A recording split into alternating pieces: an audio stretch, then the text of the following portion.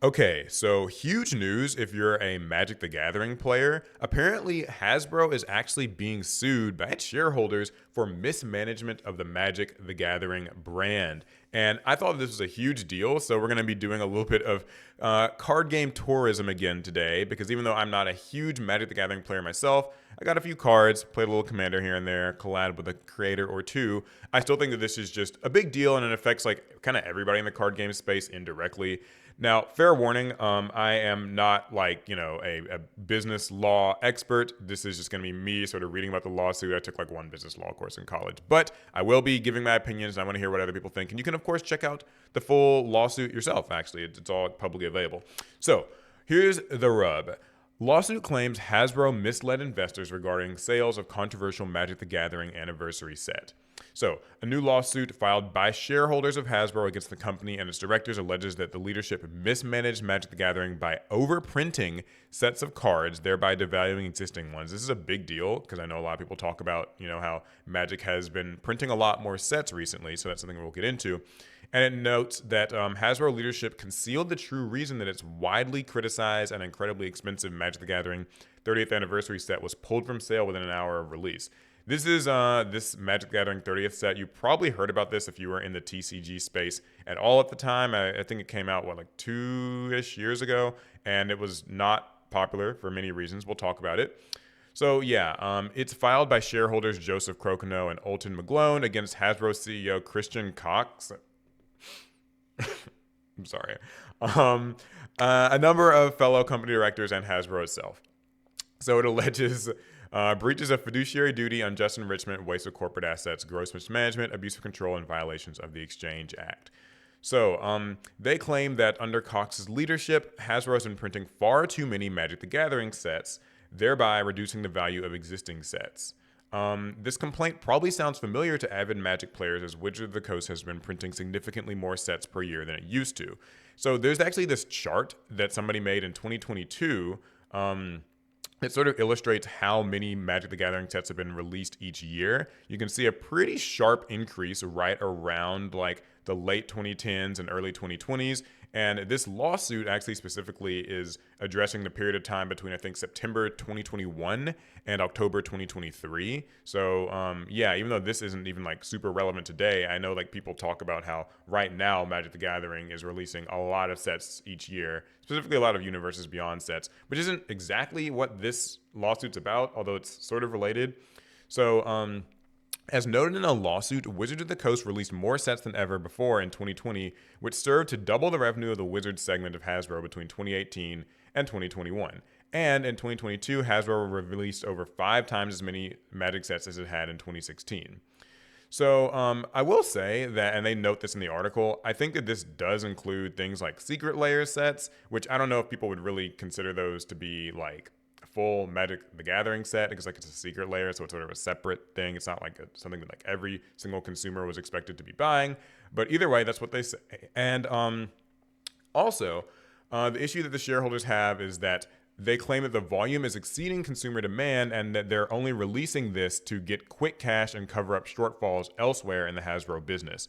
Something that I thought was actually really interesting and relevant here is this account, Saffron Olive, he posts a lot about Magic the Gathering. This is something that he posted back in September 2025. Something that like surprised him and actually surprised me a bunch too, because like it's Hasbro of all things. Apparently, Hasbro depends a lot on Magic the Gathering for its profits. They said that in the second quarter of 2025, Wizards of the Coast and digital gaming, which is roughly 80% Magic, 10% D&D, and 8% Monopoly Go, and a couple of percent for licensing, made 94.5% of Hasbro's total profit. So basically, like, Magic the Gathering is carrying like this company big time. So it kind of makes it make more sense that they've been releasing so many sets. Well, anyway, so the lawsuit's 76 pages long, but the two major accusations are one, that they use this thing called a parachute strategy, where basically whenever there was like some sort of a shortage in like funds, money, profits, they would release low effort Magic the Gathering sets. Like they cite the Masters sets, which I think it's like Commander Masters and other things like that were basically low effort. I don't say low effort because that sounds mean, but like they were reprint sets that had low production costs. You were reprinting cards, so you don't have to like do any new licensing. You oftentimes wouldn't have to do new artwork. It's just like something that people can kind of buy without the company having to like output very much in terms of costs. And so they say that as it grew, more sets got involved, and they talk about Secret Lair sets. They talk about the Commander Legends Battle for Baldur's Gate set. And so, as per the lawsuit, they say the explosive growth in the Magic business noted just prior to and during the relevant period was in fact the result of this parachute strategy. Now, the second like major thing here, and I think this is the one that's a little bit juicier because I actually have a little bit of tea I can personally share about the Magic 30th anniversary set. Is the allegation that Hasbro management essentially faked being out of stock of the controversial and extremely expensive Magic 30th anniversary set in order to encourage demand. So one more time, the Magic 30 set was this set. It's $999 and you got 4 packs, I believe. Yeah, you got 4 packs that contained these white bordered cards that you couldn't use in tournaments. And that was just awful for a number of reasons. Like $1,000 for 4 packs of reprint sets, awful. Also, it reprinted cards like Black Lotus, which I know for Magic the Gathering purists is a big deal because those are cards that are supposed to be like never reprinted. Like, isn't there's something in Magic the Gathering, what is it called? Like, not the forbidden list, I'm thinking of Yu-Gi-Oh terms, but like this list of old cards that they say will just never be like reprinted. So even though they're like banned in most like modern forms of play, they promise that like, yeah, we're not going to release them.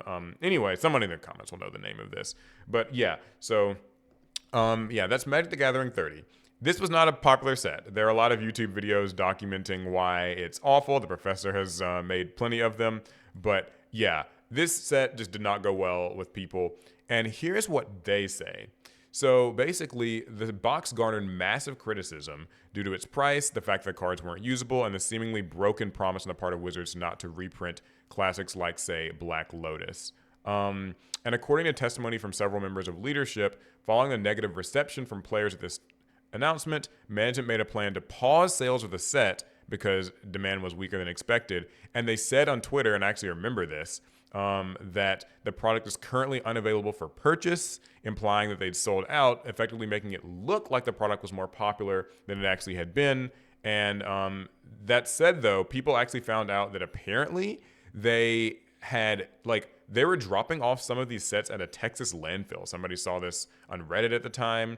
So it only sold a portion of its available inventory, and they didn't just like sort of cut it off and said, yep, the people like this so much that it sold out, which is kind of like, I remember when this happened, this was basically a way of making it look like, yeah, people wanted this so much and they sold out. And so now like anybody who did buy it, like they maybe feel better about their purchase. Here's the tea that I have to share though.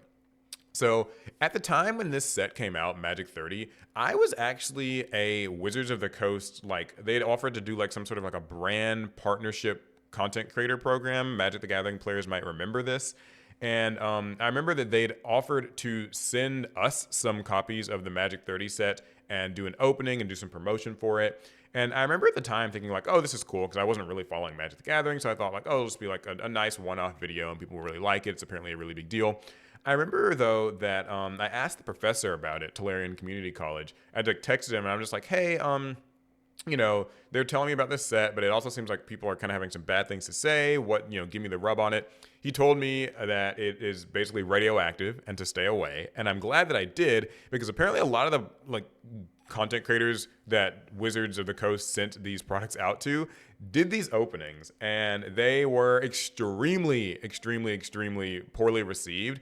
I remember Ruxin actually told me about how he did an opening and people hated it. It was a completely like dislike bombed. Everybody was calling him like a sellout and all these horrible things for supporting Wizards of the Coast. And he had to take the video down. He had to like apologize to the sponsor that he did put in the video. It was a whole thing. Like, I'm really glad that I was able to stay away from that product because like I said, like I didn't really know, but yeah. So that's kind of the long and short of it. I did want to talk a little bit more about just the fact that like I was so surprised that Magic the Gathering actually makes up like so much of Hasbro's profits. Like that's weird to me because I always thought Hasbro was like also just like a toy company and that they did other things, but apparently Magic is like really making them the bucks and that's what's been lining their pockets. So I suppose it's not a big surprise that they've been doing as many of these like universes beyond and licensing things as they have, because technically printing Magic the Gathering products, they can make a lot of money and it doesn't cost the company very much to do. Like just paying for art and just paying the licensing fees is actually probably a lot cheaper than like producing real like toys with like plastic and packaging, because like cards they're very cheap to produce, trust me, I know this. So yeah.